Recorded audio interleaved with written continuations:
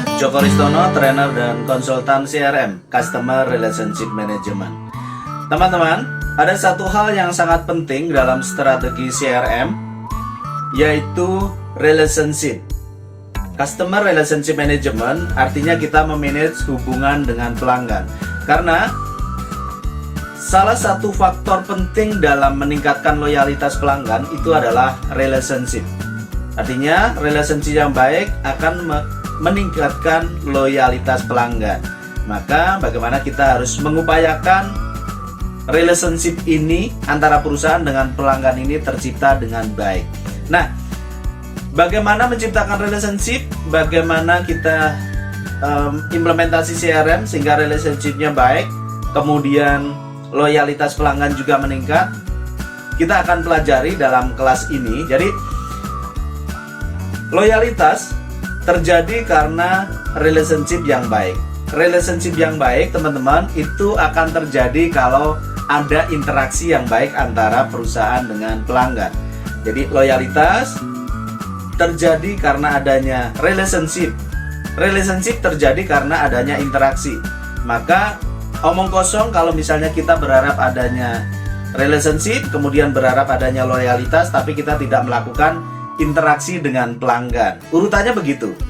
Loyalitas tercipta karena relationship, relationship tercipta karena interaksi, dan interaksi yang baik adalah ketika kita melakukan manajemen interaksi atau kontak manajemen yang mana didasari oleh data pelanggan atau informasi tentang pelanggan.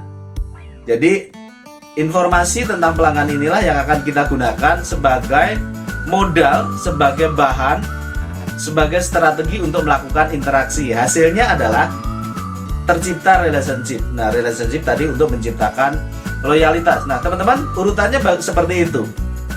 Nah, di dalam CRM ada beberapa level hubungan atau level relationship. Ada financial relationship, kita sebut financial bond. Kemudian ada level berikutnya ada emotional bond atau social bonding. Kemudian ada business bonding. Dan ada structural bonding. Yang membedakan apa? Yang membedakan adalah apa yang membuat ikatan itu terjadi.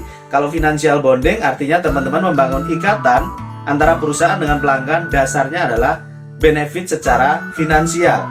Kemudian tadi yang kedua adalah emotional bonding atau social bonding. Teman-teman membangun relationship dengan pelanggan dengan cara memberikan benefit secara emosional. Demikian juga dengan level berikutnya ada namanya business bonding. Nah, business bonding artinya kita membangun hubungan dengan klien, dengan customer, dengan cara memberikan benefit yang membantu untuk bisnis mereka. Dan tadi yang terakhir adalah structural bonding. Nah, 4 level loyalitas ini, 4 level relationship ini akan kita pelajari di kelas CRM. Dan apa bedanya masing-masing relationship ini? Tentu hasilnya yang dibedakan adalah financial bonding menghasilkan loyalitas yang sifatnya sebatas finansial. Kemudian social bonding, emotional bonding akan menghasilkan loyalitas yang sifatnya adalah emosional, jauh lebih kuat dibandingkan financial bonding. Financial bonding kita kasih benefit diskon 10%, kompetitor kasih diskon 15%, akan pindah. Kemudian kita ikut 15%, kompetitor naikin jadi 17%. Kita 20%, kompetitor 25%. Begitu seterusnya. Itu financial bonding.